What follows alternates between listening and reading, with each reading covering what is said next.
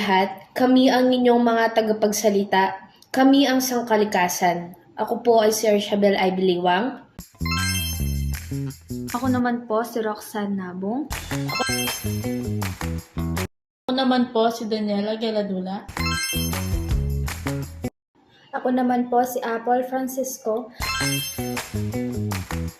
Ang mga sagrang tagapagbantay ng kaalaman tungkol sa klima, kapaligiran at kalikasan. Welcome sa aming podcast na pinamagatang Beyond the Heat, Understanding El Niño and its Impact. Naranasan niyo bang lumabas ng bahay tapos parang nasa loob kayo ng oven? O kaya naman yung pakiramdam ng isdang dinadaing sa ilalim ng araw? Kung oo ang sagot nyo, maaring may kinalaman dyan ang ating pag-uusapan ngayon, ang El Niño. Pero teka, ano nga ba talaga ang El Niño? Bakit parang lagi natin itong naririnig sa balita kapag sobrang init ng panahon? At higit sa lahat, paano nito naapektuhan ang ating pang-araw-araw na buhay bilang mga Pilipino? Kaya huwag kayong aalis dahil sisimulan na natin. Simulan na natin sa pinaka-importanting tanong. Ang mahal pa niya ako? Joke! O kaya let's go back to track. Ano nga ba ang El Niño, partner? I believe, ang El Niño ay isang climate phenomenon kung saan umiinit ng higit sa normal ang tubig sa gitna at silangang bahagi ng Pacific Ocean. And I thank you. Pero bakit mahalaga ang pag-init ng tubig dagat? Hindi ba dapat mga isda lang ang concern dyan? Good question ha? Kapag umiinit kasi ang tubig sa Pacific Ocean, naaapektuhan nito ang galaw ng hangin at pagbuo ng ulan sa iba't ibang bahagi ng mundo. Sa madaling salita, may mga lugar na halos walang ulan, habang may ibang lugar naman na nakakaranas ng sobrang pagulan. Sa normal na sitwasyon, ang mainit na tubig ay naiipon sa kanlurang bahagi ng Pacific Ocean. Ngunit pag may El Niño, parang nagro-road trip ang init papunta sa silangang bahagi ng karagatan. At dahil doon, partner, mas umiinit at mas natutuyo ang panahon sa maraming bansa, kabilang ang Pilipinas. And this is so alarming. Indeed, alarming talaga. Kaya naman laging nakabantay ang mga siyentipiko sa El Niño. Isang pagbabago lang sa karagatan, pero buong mundo ang pwedeng maapektuhan. Sa tingin nyo, sino kaya ang unang naapektuhan kapag matagal na walang ulan? Let me guess, ang ating mga farmers. Wow, self versus self. Pero correct ka dyan, ang mga magsasaka.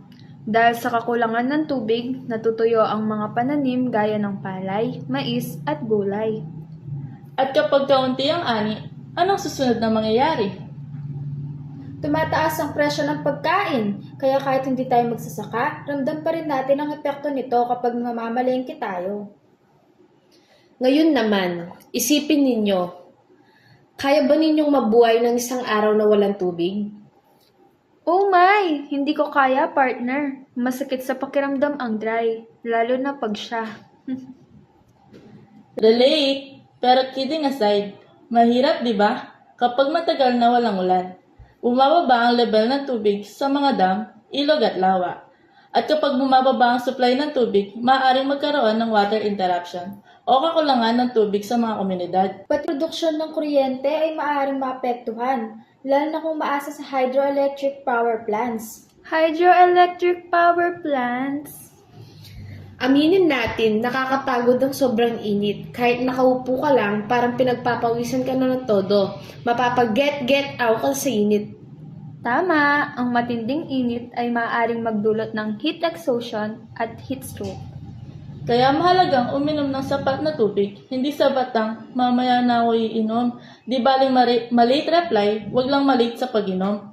Lalo na sa mga bata, senior citizens at mga nagtatrabaho sa labas, mas mataas ang panganib ng dehydration. Ngayon, may tanong ako, kung hindi natin mapipigilan ang El Niño, ano naman ang maaari natin gawin? Unang-una, magtipid sa tubig. Ayusin ang mga tumutulong gripo at gumamit lamang ng sapat na tubig sa araw-araw. Maaari rin tayong magtanim ng mga puno, bonus na iyon para sa kalikasan at sa mas malamig na kapaligiran.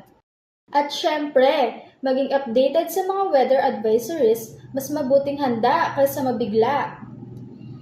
Dahil sa panahon ngayon, minsan mas mabilis pa ang update ng weather kaysa sa latest chismis sa social media. Bago tayo magtapos, balikan natin. Ano nga ulit ang El Nino? Anyone? Everyone?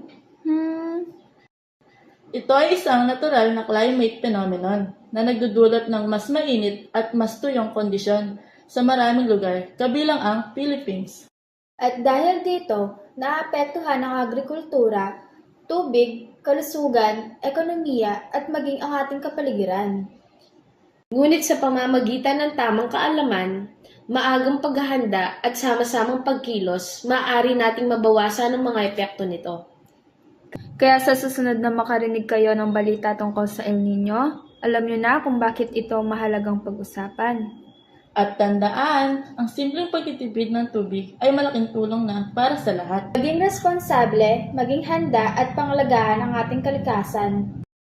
Maraming salamat sa inyong pagkikinig sa aming podcast na Beyond the Heat, Understanding El Nino and its Impact. Stay cool!